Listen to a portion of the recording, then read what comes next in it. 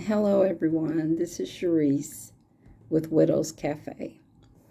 And today I'm going to talk about what's been going around on the internet for the past couple of days. And it's Kevin Samuels, his death, and what people thought about him. So I've been kind of looking at comments, and I'm just bringing this up because if you go back to my content, I've talked about relationships. I've talked about women having their own, being empowered, being healthy, self-care for women. So I'm all about positive things happening to women. And so I say rest in peace. And I have no hate. I don't have hate for anybody, but I am certainly not going to bash anybody that's passed away. I have respect for Kevin Samuels just because of being a content creator. I know what it is to come up with content and how you have to prepare, and it's a lot of work. It's a lot of work, and he succeeded in having over 1 million subscribers. I subscribed to his channel years ago when he was an image consultant. I have some notes here, so I'm going to be making sure I stay on task. But he called himself an image consultant, an influencer, and a lifestyle coach. And his opinion was his opinion. And I didn't necessarily agree with everything he had to say, but I did like it when I initially subscribed to his channel. And he was an image consultant, because I thought, this is a black man that's, looks nice in his clothes. He knew about the different colognes that were coming out. He did a lot with eyewear. So that's when I subscribed to his channel. And then all of a sudden one day I looked up and I just started seeing everything about, just bashing women. And I didn't think much of it. And every once in a while, I might click on a video, and I wouldn't watch the whole thing. But I didn't like the direction he was going. But again, that's his opinion. He's a content creator, and he was successful at it. And so I saw him do a pivot from being this image consultant, because that's all I used to hear him talk about. I didn't hear him talk about relationships. And then all of a sudden, this started coming out about relationships. So he blew up. I'm going to say, like, in the past 2 to 3 years, this guy blew up.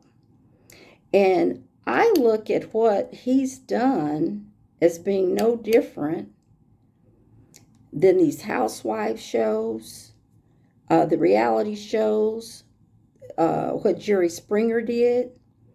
He saw an opportunity, and he was able to craft his message where somebody wanted to hear what he had to say, because having over 1 million subscribers is no small feat.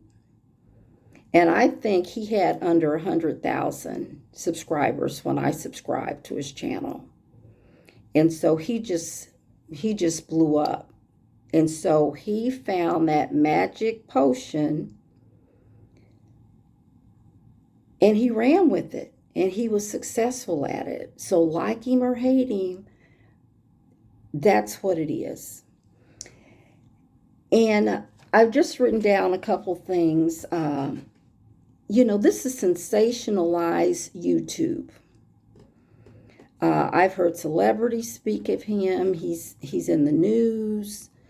So it's become sensationalized is what has happened. This is my point of view. And we cannot, especially as women, let somebody's perception of us be our reality. I wrote down here just a couple of titles. Is your weight keeping you single? I mean, that's one of his videos. You're average at best. Well, that's his perception. And he was able to capitalize on it. And people listen to it. And so just going through his videos and seeing what he has out there, I don't see where he's credentialed in any kind of way. I don't see he has a master's degree. I mean, if he does, I don't see it. I don't see a PhD behind his name. So he's a content creator just like every other YouTuber. And he found a way to make it work. And so I can't be mad at that, because this is what we see in the world. This is what we see on TV all the time. And so, just because he had a certain belief, that's his belief. And the other thing is, too, I really wonder how much of this he really believed himself. Was his videos simply created for entertainment? That's what we have to ask ourselves. Because we know these other shows, Married at First Sight and all these other shows that are out there, if they were boring, they wouldn't have ratings. And when I look at his videos and I see his demeanor, he seemed like a man that was happy with himself. He seemed laid back. I mean, I didn't see a video where I saw him on edge.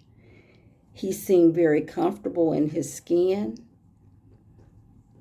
And so I just look at those videos and I think, was this just simply for entertainment purposes? Because he was very successful at what he did. And so that's about all I want to say to that. But I just want to make sure that, as women, we believe in ourselves.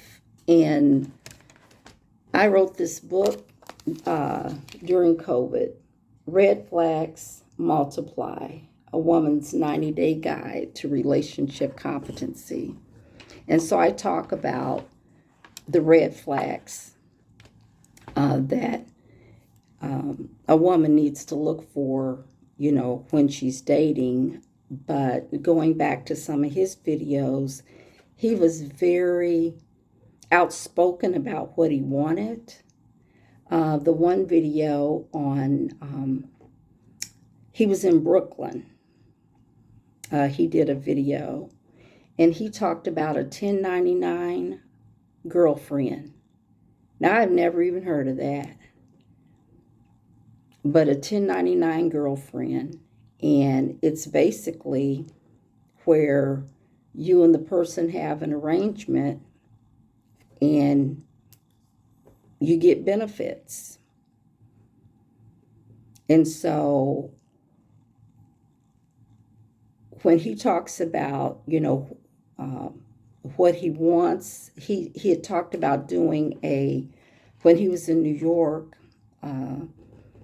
doing kind of and I'm paraphrasing, kind of a meet and greet. And he said you could go on Instagram and sign up, but it was something he was doing in Los Angeles. He wanted these women to be like 37 and under.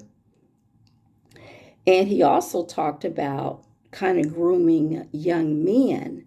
So even in his message, it looks like he was going for a young demographic that he could groom. So whether it's men or women.